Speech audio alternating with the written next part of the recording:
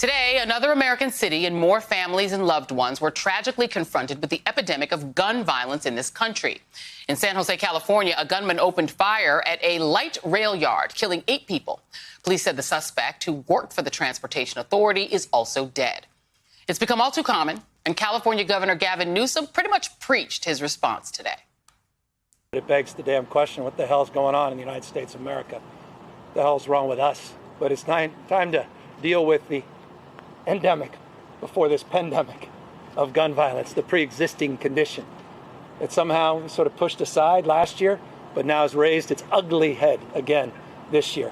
And wake up to this reality and take a little damn responsibility, all of us, to do a little bit more and a little bit better this time and move beyond the platitudes and the usual rhetoric. It's a gruesome epidemic that continues with no signs of stopping or even slowing down. According to the Gun Violence Archive, there have been 232 mass shootings so far this year, including today's incident, which was the 62nd in May alone.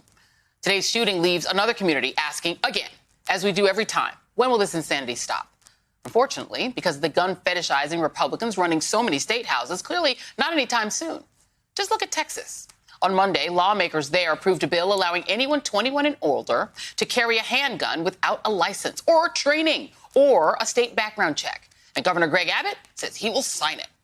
Texas would join 20 other states with so-called permitless carry laws and would be the largest guns everywhere state by far. Texas already has some of the least restrictive gun laws in the country. You can already open carry a rifle, which an AR-15 happens to be. Abbott also bragged that he has signed a resolution naming an official state handgun and would sign more gun laws real soon. Because that's the priority for the Republican governor and legislators who have now made it harder for adults in Texas to cast a ballot than to carry a handgun. Of course, the anti-democracy Second Amendment fetishists in Congress are all for it. Pretend tough guy Ted Cruz, whose beard might be the only one in Christendom to make a man seem less macho, applauded Texas legislators for passing it, while noted gun fanatic and QAnon Barbie Margie Green gushed that she'd love to see a similar law back home in already guns everywhere Georgia. Of course, those two are far from the only Republicans pushing their obsession with pushing more guns into more American hands, including the hands of mass shooters, by the way.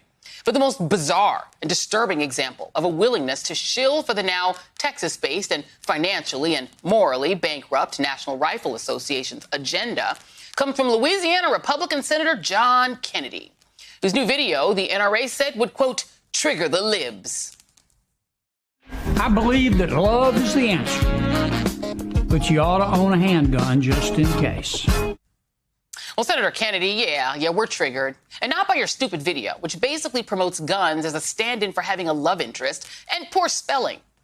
We're triggered by the continual death that we know is coming because of people like you and your friends who are pushing laws that let any untrained idiot off the street walk around with an unlicensed handgun that they might not even know how to properly use. And let's just hope and pray not kill a bunch of people with it. And for that, the Republicans' obsession with fetishizing firearms are the absolute worst.